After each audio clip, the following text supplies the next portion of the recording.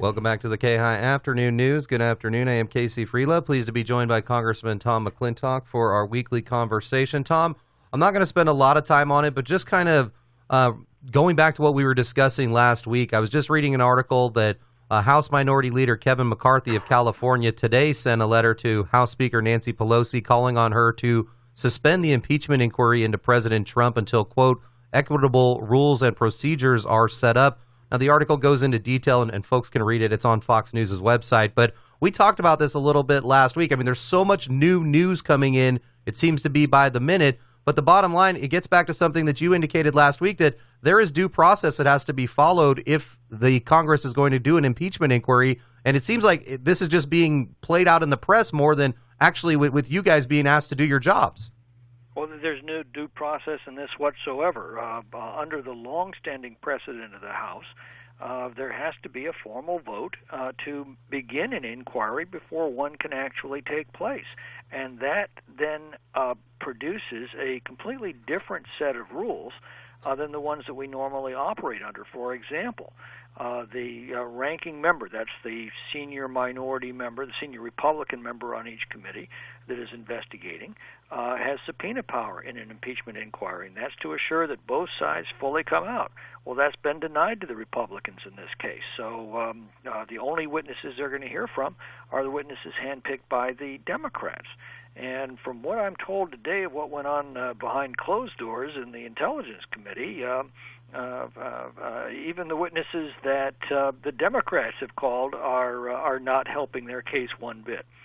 So, I remember throughout the Obama administration, I would have people coming up to me and saying, why the hell aren't you Republicans impeaching Barack Obama for this or that or the other thing? Mm-hmm.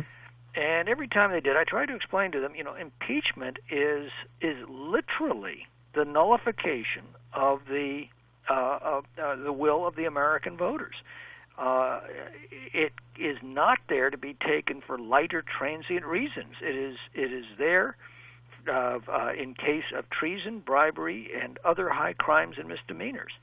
And even if such things exist, and I don't think they existed under Obama, and I don't think they exist under Trump, but even if they did, there still has to be an overwhelming public consensus before you can move forward with such a thing, because of the gravity of the action you are taking to literally nullify 535 people substituting their judgment for the 63 million people who cast ballots in this last election. Let me ask just one last question. This one came from a listener. The timing of this whole thing, because nothing is going to happen unless, the due process goes through. The listener's question was, why do you think, and I'll just ask you, why do you think the Democrats are pushing this so hard now when it feels like, in effect, this would have more damage, if there is any damage possible, to President Trump's campaign in November of next year, rather than as we sit here in 2019? Did you have any thoughts on that, on the timing of the whole thing? That's a very good question, and I must admit I am baffled by it, too. It's clear the Democrats from day one have wanted to impeach Trump. In fact, the first Democrats calling for impeachment started within a week of the election. Bear in mind that's like 2.5 months before he's even taken the office. They already were calling for him to be impeached from the office he hadn't even taken yet. So you look at the fact that the day after the 2018 election that made Jerry Nadler the Judiciary Committee chairman, he was overheard plotting the entire impeachment process on the train back to Washington. So this has been an obsession of theirs really since the 2016 election. They've been flailing around trying to find some pretense for doing it. And as you know, for 2 years, it was the Russian collusion scandal. Turns out there was no scandal at all. It was a complete hoax made up by the Clinton campaign with the help of foreign agencies for the express purpose of undermining and interfering with the 2016 election to tilt it to Hillary Clinton. And when they failed to do that, it became what Peter Strzok boasted was their insurance policy to obstruct and undermine the legitimately elected president of the United States. And when that all fell apart, well, then it was, he covered up the crime that never happened. Oh. And when that fell apart, and in between, well, Trump's taxes, there's got to be something wrong with those. Oh, the payments to Stormy Daniels, something wrong with that. The emoluments clause, he actually owns some hotels. Well, who'd have thought? And now this. So this is just the latest chapter in a long-time obsession. But I think they're rushed to do this in this manner, as they know they have an extremely weak case.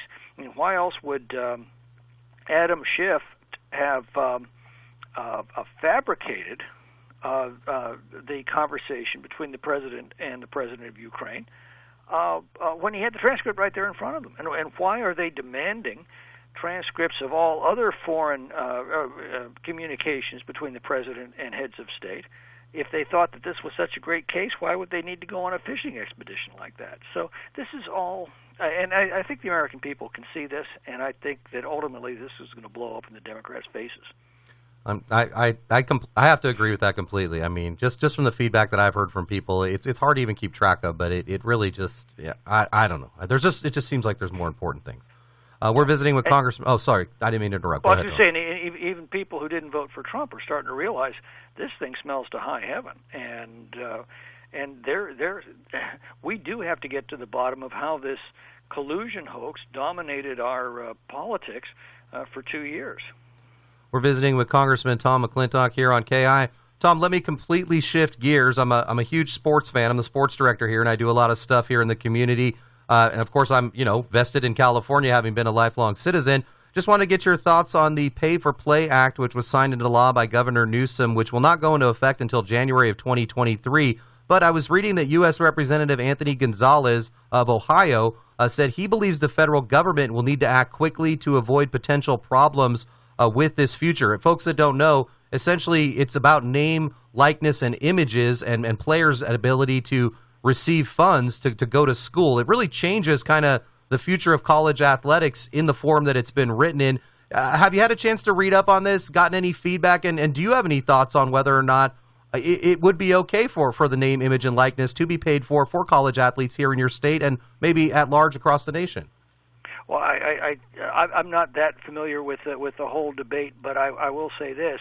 Those decisions are made by a private association, the NCAA, correct? Correct.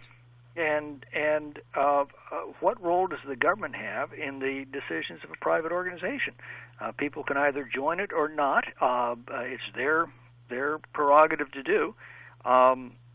It's not. This is something that the government should not be involved in. Period. Yeah, but so kind of, and I think that a lot of people would probably agree with that. I mean, I'm not sure what to make of it myself because, as you mentioned, you don't have to go to college if you're offered a scholarship. You have the ability to say no. So that's an interesting take on it. Well, and teams have the ability to say we're not going to participate with the NCAA. We're going to start a new association, and that has rules more to our liking, or we're going to work within the NCAA to change the rules that are currently there. But to have the government stick its nose into that, I think is a profound overreach, particularly when you consider the problems that are facing California right now. We have a homeless crisis like none that's ever been seen in this state.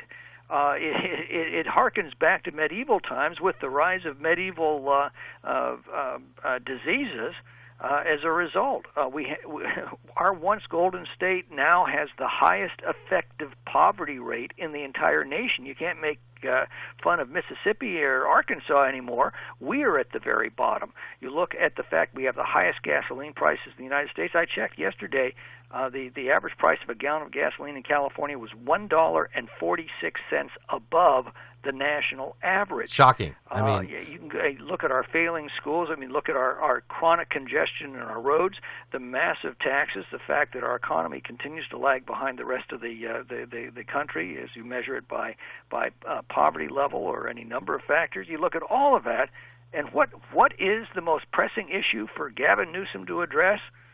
The NCAA's rules on college athletes. Go figure. Well said. We've been visiting with Congressman Tom McClintock here on KAHI. Tom, as always, thanks for the candid conversation, and we always appreciate your time. We'll look forward to talking again soon. My pleasure, Casey. Thanks for having me. We'll take a quick break and be right back. You're listening to the Voice of the Foothills.